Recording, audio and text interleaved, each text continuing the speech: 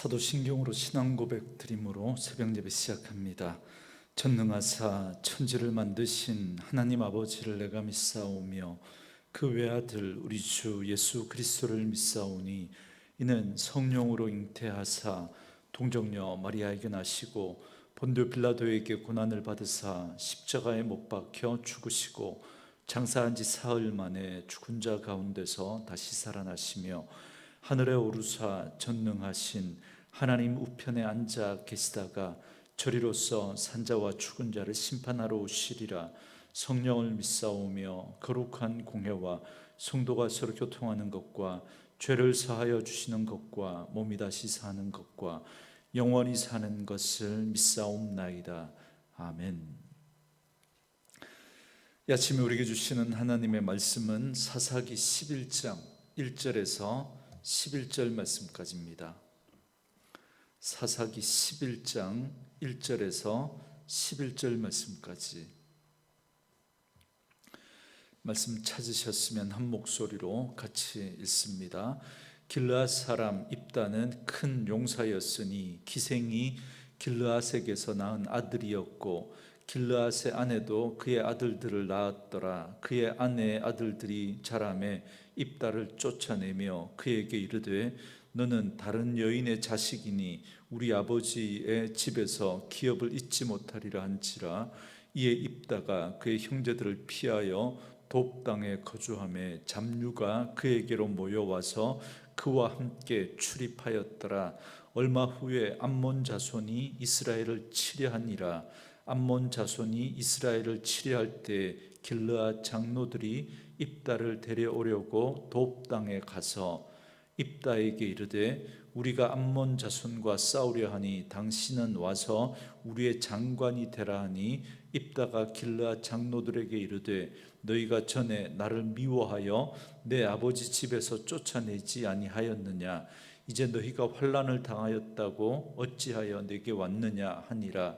그러므로 길르앗 장로들이 입다에게 이르되 이제 우리가 당신을 찾아온 것은 우리와 함께 가서 암몬 자손과 싸우게 하려 함이니 그리하면 당신이 우리 길르앗 모든 주민의 머리가 되리라 하매 입다가 길르앗 장로들에게 이르되 너희가 나를 데리고 고향으로 돌아가서 암몬 자손과 싸우게 할 때에 만일 여호와께서 그들을 내게 넘겨주시면 내가 과연 너희의 머리가 되겠느냐 하니 길르앗 장로들이 입다에게 이르되 여호와는 우리 사이의 증인이시니 당신의 말대로 우리가 이렇게 행하리라 하니라. 이에 입다가 길르앗 장로들과 함께 가니 백성이 그를 자기들의 머리와 장관을 삼은지라. 입다가 미스바에서 자기의 말을 다 여호와 앞에 아뢰니라. 아멘. 오늘은 함께 읽으신 사사기 11장 1절에서 11절 말씀을 중심으로 잡류의 머리가 길르앗의 머리로라는 제목의 말씀으로 잠시 은혜를 나누겠습니다. 어제 우리는 사사시대에 타락한 이스라엘 백성들의 모습을 살펴봤습니다. 그들의 모습은 마치 하나님의 풍성한 자비하심과 긍휼하심을 이용해 먹는 그런 모습이라고 해도 과언이 아닐 만큼 그들의 죄는 점점 더 노골적이고 상습적으로 변해가는 모습을 봤습니다. 그래서 아쉬울 때만 하나님을 찾다가 다시 평안해지면 또다시 하나님을 버리고 우상을 섬겼습니다. 그리고 이러한 이 죄의 악순환은 점점 더 노골적이고 더 심해지면서 그럴 때마다 하나님과 점점 더 멀어지게 되어 버리는 이스라엘의 모습을 보게 되었습니다. 그래서 어제 말씀에서 살펴봤던 것처럼 바알뿐만 아니라 가나안의 우상들을 섬기는 그런 이스라엘 백성들의 모습을 우리는 또 보게 되었습니다. 이런 이스라엘을 하나님은 용서하지 않으시겠다고 하십니다.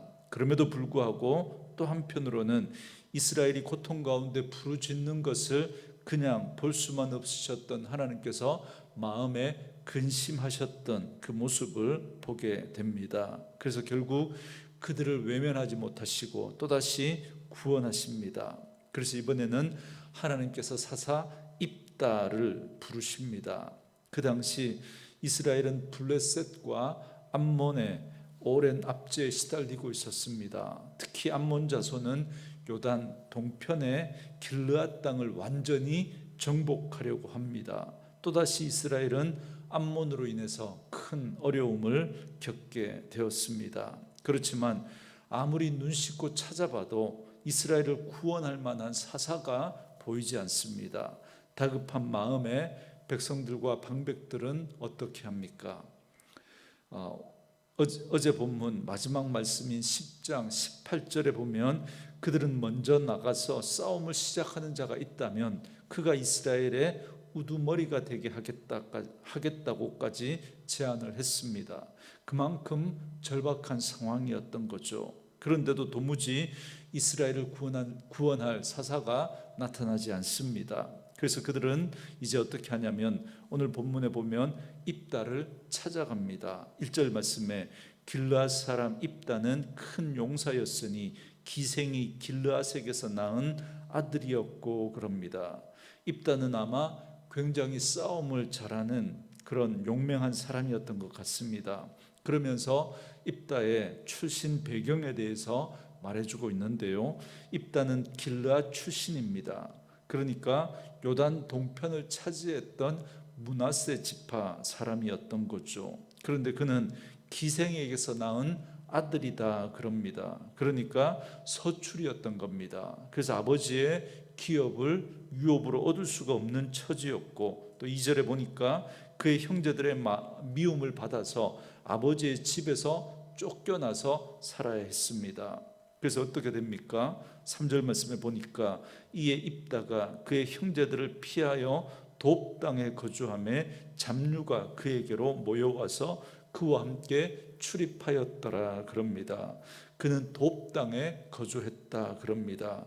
돕 땅이라고 하면 오늘날식으로 표현하면 슬럼가 우범지역 그걸 말합니다. 그래서 각종 불량자들 범죄한 자들이 모여드는 곳이 바로 이 돕 땅이었습니다. 그리고 그는 거기에서 잡류들의 우두머리 역할을 합니다.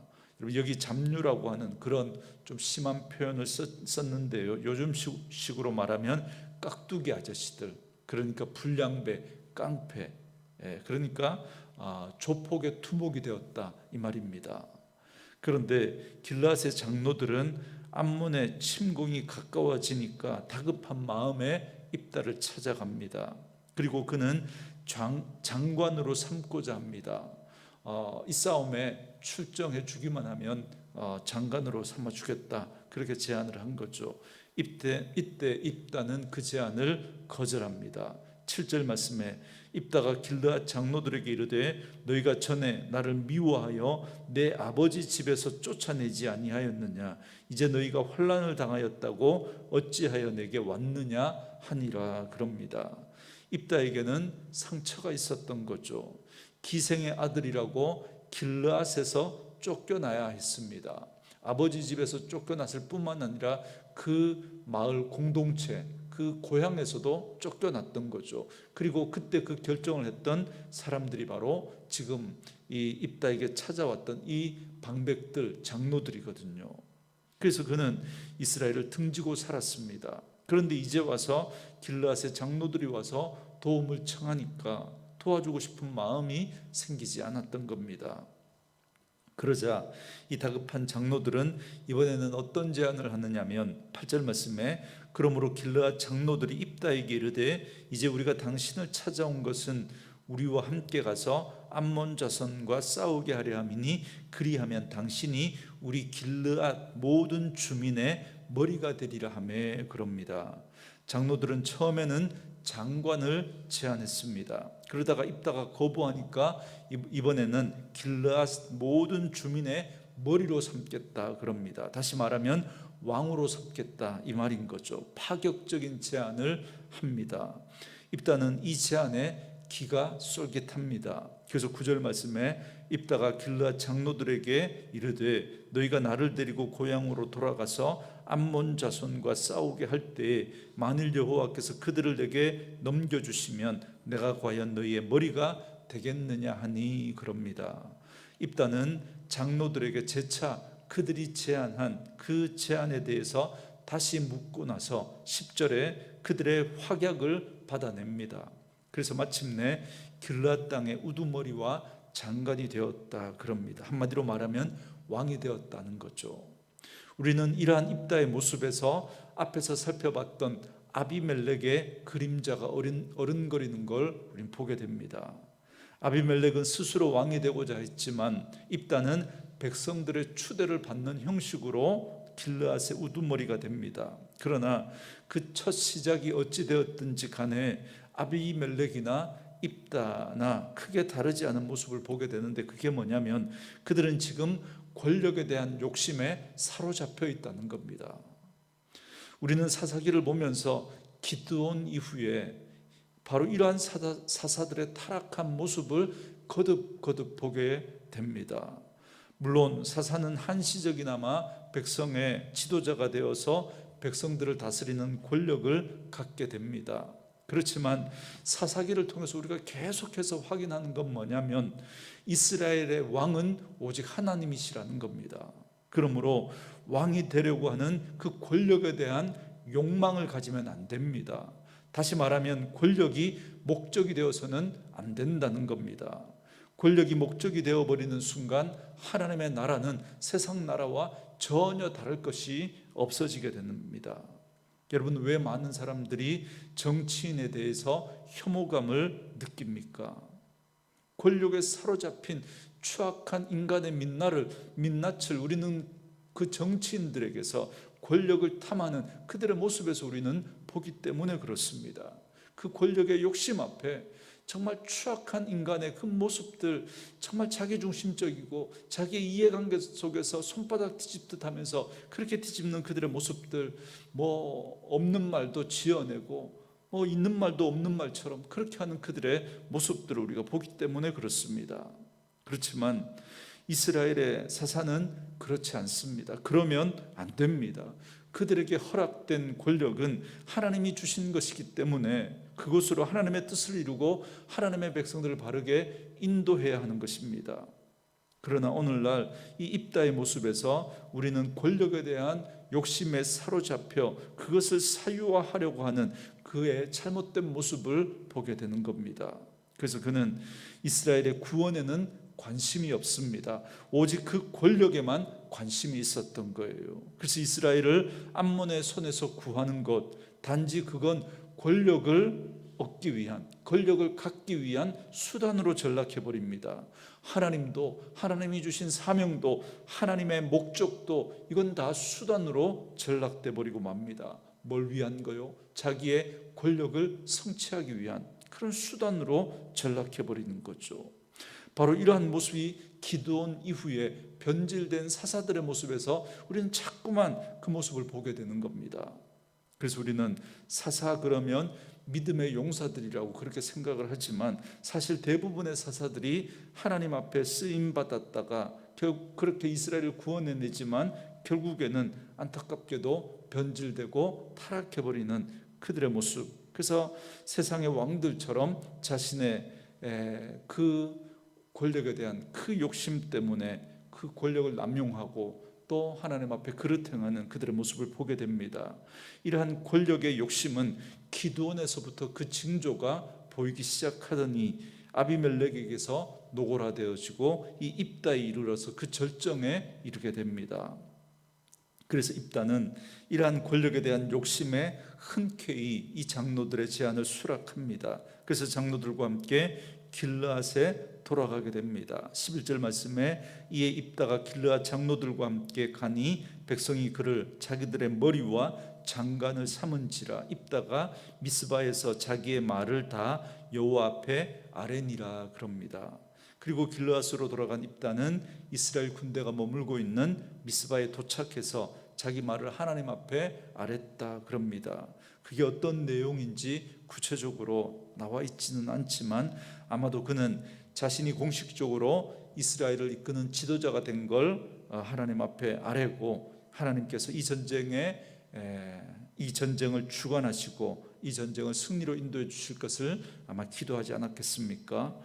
뒷장면을 읽지 않았지만 이렇게 입다는 하나님을 의지하고 하나님의 도우심을 따라 이 전쟁에서 승리하게 됩니다. 그러나 우리는 그가 전쟁에서 이겼다라고 하는 그 사실보다 그의 중심을 봐야 합니다. 하나님은 그 마음의 중심을 보시는 분이시기 때문에 그렇습니다. 사실 이 전쟁은 하나님이 이기게 하신 전쟁입니다. 하나님이 구원하시기로 계획하셨기 때문에 입다와 이스라엘이 이 전쟁에 승리할 수 있었던 거죠. 입다의 용맹함이나 입다의 전략이나 입다의 능력이 아닙니다. 하나님이 이기게 하신 겁니다. 그러나 그의 주된 관심은 하나님이 아니라 길르앗의 우두머리가 되는 거기에 있었던 겁니다. 그래서 그는 하나님의 뜻을 온전히 이루어 드리는 것보다 자기가 높아지는 것에 더 관심이 있었던 거죠. 어쩌면 이 모습이 오늘 우리들과 우리 한국교회 모습은 아닌지 우리는 돌아봐야 합니다. 암몬의 위협 앞에서 다급하게 자신을 찾아온 그 장로들과 협상이 진행되는 동안 입다의 마음에는 공동체를 향한 염려는 없습니다. 온통 자기가 얻을 지위와 권력에 대한 그 생각밖에, 그 욕심밖에 없습니다. 그는 이번 일을 기회로 최고의 자리에 오르겠다고 하는 그 집념에 사로잡혀 있는 그의 모습을 보게 됩니다. 혹시 이 모습이 우리의 모습은 아니냐는 겁니다. 우리도 하나님과 공동체를 위한 일을 이용해서 내 욕심을 채우려고 하는 그런 우리의 모습은 아닌지 돌아봐야 합니다. 여러분은 무엇을 위해서 기도하십니까? 나를 위해서는 아무것도 기도하지 마라, 여러분 이 이야기가 아닙니다. 기도하셔야죠. 그러나 그 중심에는 늘 하나님이 계셔야 한다는 겁니다. 하나님이 없는 권력, 하나님이 없는 성공, 하나님이 없는 물질, 그건 아무런 의미가 없습니다. 왜냐하면 그것들은 다 가치 중립적인 겁니다. 그것이 하나님과 연결되어질 때, 그래서 하나님이 주신 그 은혜에 우리가 바르게 반응하고 그 주신 그 목적에 따라 사용되어질 때 의미가 있고, 그것에 따라서 하나님 앞에서 그게 복이 될 수도 있고 화가 될 수도 있는 것입니다. 왜 이 사사들이 그 권력을 가지고 난 다음에 그들이 그걸 사유화하고 그 권력의 욕심 때문에 하나님의 뜻과 어긋난 그런 모습이 되고 맙니까? 왜 이스라엘이 왕정시대로 넘어가면서 그 많은 왕들이 처음에는 괜찮은 왕이었는데 왜 나중에 다 그들이 하나님 앞에서 죄를 범하고 그들이 뒷모습이 아름답지 못한 그런 인생으로 마무리가 되어지고 맙니까? 그 권력에 대한 욕심 때문에 하나님이 그를 이스라엘의 왕을 삼으시고 그들을 이스라엘의 사사로 삼으시고 그렇게 하나님께서 은혜로 허락해 주셨지만, 그러나 그것을 하나님의 뜻과 목적에 맞지 않게 사유화해버리고 그 욕심에 사로잡혀서 자기를 위해서 사용하게 되어질 때 그것이 그에게 복이 아니라 화가 되는 그런 모습을 우리는 보게 되는 겁니다. 권력도 그렇고 물질도 그렇고 성공도 그렇고 여러분 그것 자체로 우리의 인생을 복이다 아니다 말할 수가 없는 거죠. 그것이 하나님 앞에 바르게 사용되어질 때 그것이 진짜 우리에게 복이 될 수 있는 것입니다. 그러므로 바라기는 오늘 이 말씀으로 이 하루를 시작하는 저와 여러분들은 우리의 중심을 아시는 하나님 앞에서 믿음의 바른 태도와 자세를 가지고 우리 마음의 숨은 동기까지 보시는 그 하나님 앞에 우리의 욕심과 높아지려고 하는 우리의 욕망을 날마다 십자가에 못 박으시고 하나님이 기뻐하시는 삶, 하나님의 뜻을 이루며 살아가는 그런 삶을 살아가는 저와 여러분 되어줄 수 있기를 주의 이름으로 축원합니다. 오늘 주신 말씀 묵상하시면서 이 찬양 들으시고 함께 기도하는 시간 갖겠습니다.